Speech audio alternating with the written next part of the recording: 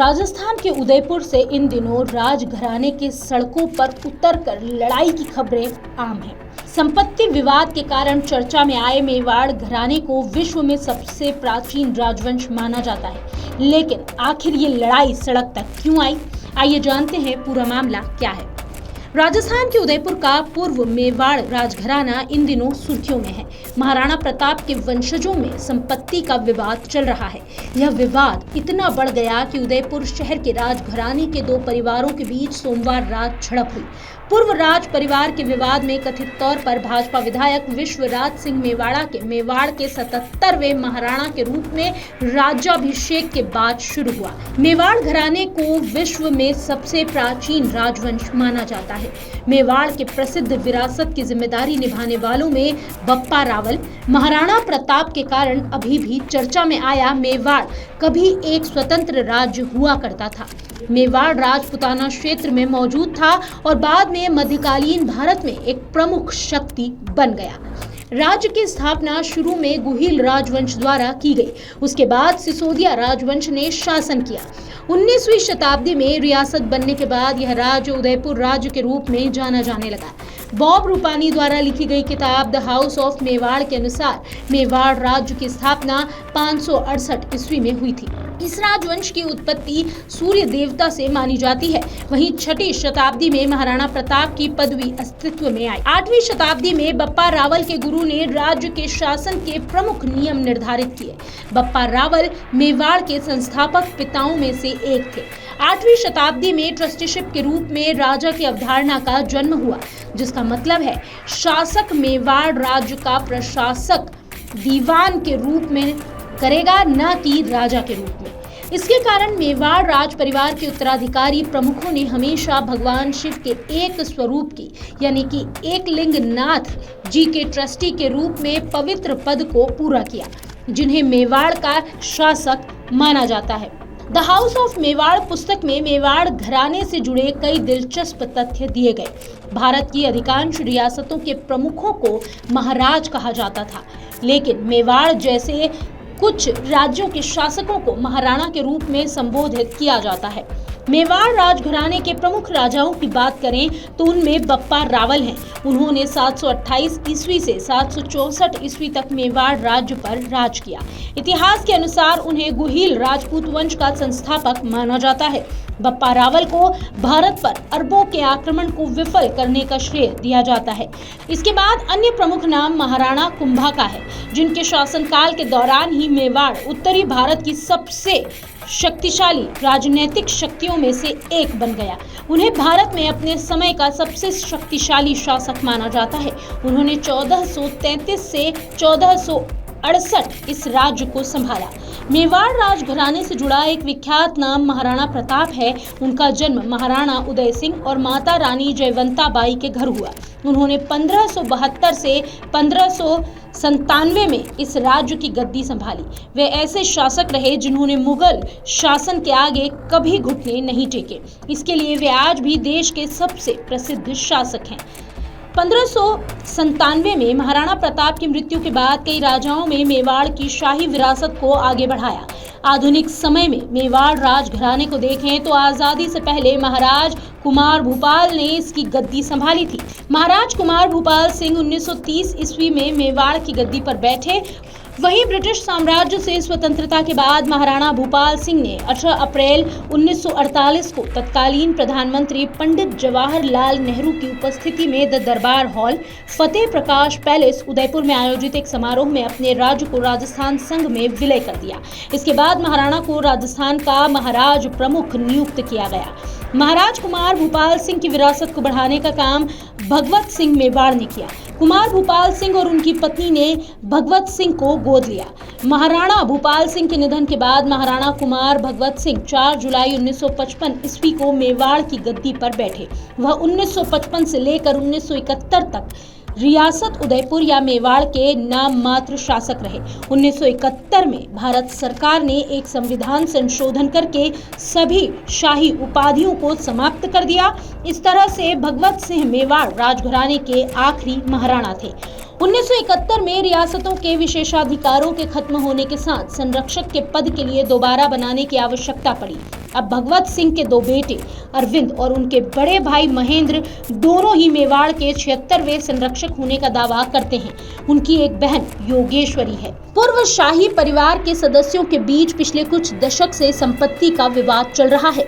मंदिरों, किलों और महलों सहित शाही संपत्तियों के नियंत्रण को लेकर कानूनी विवाद सालों से जारी है। अब अधिकांश परिसंपत्तियों का प्रबंधन ट्रस्टों के पास है। 1984 के मेवाड़ के पूर्व महाराणा भगवत सिंह जी ने अपने बड़े बेटे महेंद्र सिंह मेवाड़ को दरकिनार करते हुए अपने छोटे बेटे अरविंद सिंह को शाही संपत्तियों के प्रबंधन वाले ट्रस्ट का निदेशक बना दिया। महेंद्र सिंह मेवाड़ की मृत्यु के बाद सदियों पुराने राज तिलक समारोह में विश्वराज सिंह को नए महाराणा के रूप में अभिषेक किया गया। परंपरा के अनुसार विश्वराज ने सिटी पैलेस के अंदर धुनी माता और उदयपुर के पास एकलिंग शिव मंदिर में अपने परिवार के देवताओं के दर्शन करने की इच्छा जताई। हालांकि यह मंदिर महाराणा मेवाड़ चैरिटेबल ट्रस्ट के नियंत्रण में है, जिसका नेतृत्व उनके चाचा और चचेरे भाई करते हैं। विवाद के कारण उन्हें प्रवेश से वंचित कर दिया गया। विश्वराज सिंह भाजपा नेता और नाथद्वारा से विधायक हैं, जबकि उनकी पत्नी महिमा कुमारी राजसमंद से भाजपा की सांसद है। बालू सिंह कानावत, अध्यक्ष मेवाड़ क्षत्रिय महासभा संस्थान उदयपुर।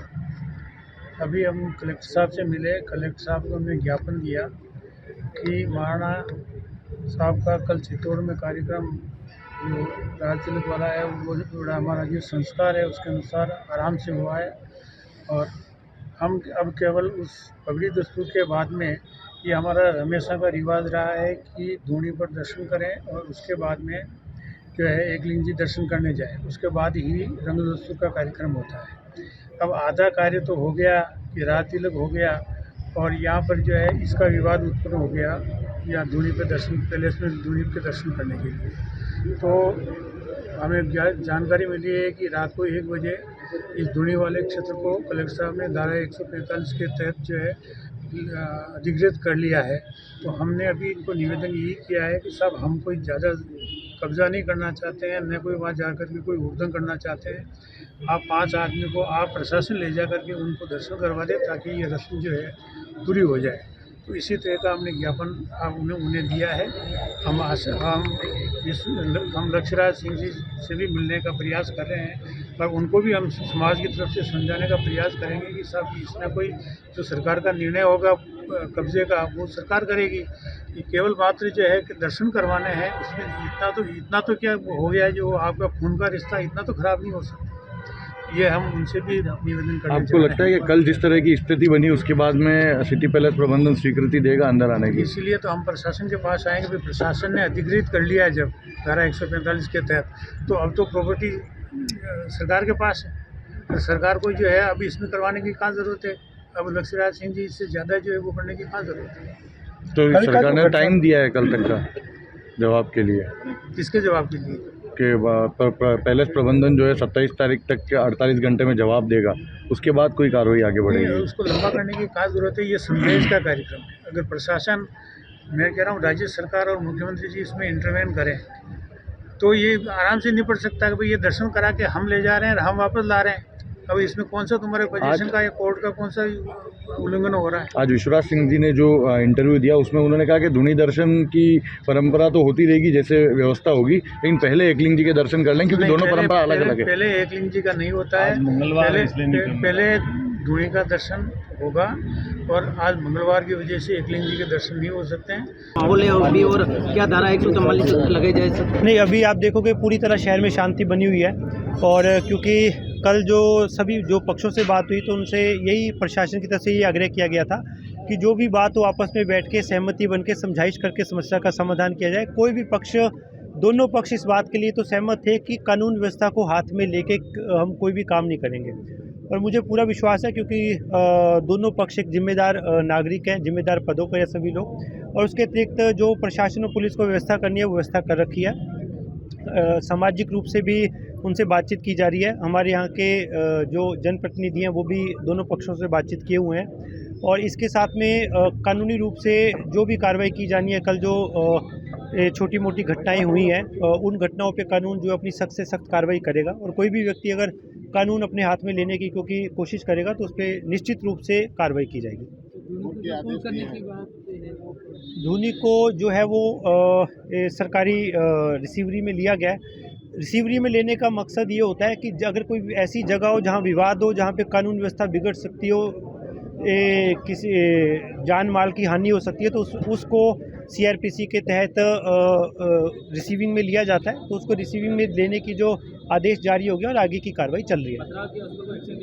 बिल्कुल निश्चित रूप से दोनों पक्षों के द्वारा एफआईआर दर्ज करवाई गई है और उसके बाद होने के बाद जांच करने के बाद हमारे पास अभी वीडियो रिकॉर्डिंग्स हैं, सीसीटीवी कैमरा उपलब्ध हैं। उनको देखने के बाद जो व्यक्ति भी पथराव में शामिल थे उनके खिलाफ कार्रवाई करेंगे। सर, यहाँ दर्शन होने के बाद में एकलिंग जी दर्शन करेंगे तो क्या वहाँ पे किस तरह की कानूनी व्यवस्था है? अभी तो हमारे पास इस बारे में अभी कोई जानकारी नहीं है और यहाँ के दर्शन की भी अभी कोई जानकारी नहीं है।